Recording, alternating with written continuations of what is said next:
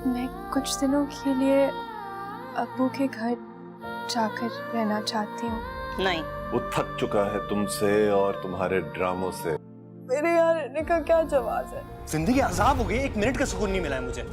अस्सलामुअलैकुम। Drama serial बेटिया में हमने देखा कि फिजा और दानिश फारिस को सरप्राइज देते हैं कि लईक ने हानिया के रिश्ते के लिए हाँ कर दी, लेकिन फारिस को परेशानी है कि इसकी माँ का रवैया वैसे का वैसा ही है। दानिश अपने भाई फारिस को समझाता है कि तुम्हें ये सब हैंडल करना होगा, जबकि अनम फाइक से माफी मांगती है तो फाइक का मूड ठीक हो जाता है और दोनों बाहर घूमने निकल जाते हैं। जब इसकी माँ को ये बात पता चलती है तो वो रोना शुरू हो जाती है कि मेरा बेटा मुझे बताए बगैर बाहर गया, इसे मुझसे पूछना चाहिए था या मुझे बताना चाहिए था। एरम भी माँ की हिमायत करती है। फाइक और अनम जब बाहर से वापस आते हैं तो फाइक की माँ इसको कमरे में बुला के जली कटी सुनाती है कि मुझे बताए बगैर क्यों गए। फाइक कहता है मामा इतनी छोटी सी बात को आप इशू बना रही है, तो इसकी माँ इसे कहती है आज वो और अनम जैसा सलूक इसके साथ करोगे, कल इनके साथ भी वैसा सलूक इनकी औलाद करेगी।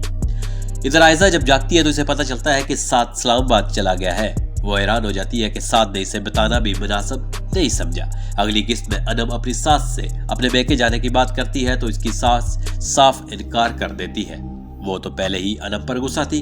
इसी तरह आयजा को साद का बाप आकर बातें सुनाता है कि साद की जिंदगी तुमने अजाब बना दी, अब वो तुम्हारे साथ रहना चाहता ही नहीं और तुम्हें देखो अभी तक यहाँ मौजूद हो। इसके बाद आयजा फिजा को कॉल करके रोती है और सारी बात बता देती है और अपने घर वापस चली जाती है।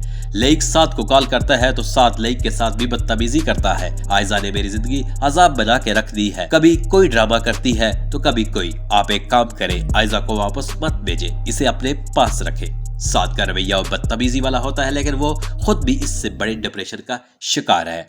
अनम और आयजा की जिंदगी में मज़ीद क्या मुश्किलात आने वाली है, अगली किस्त का इंतजार करें। हमारी वीडियो अगर आपको पसंद आई तो लाइक करें, शेयर करें और हमारे चैनल को सब्सक्राइब करें। शुक्रिया।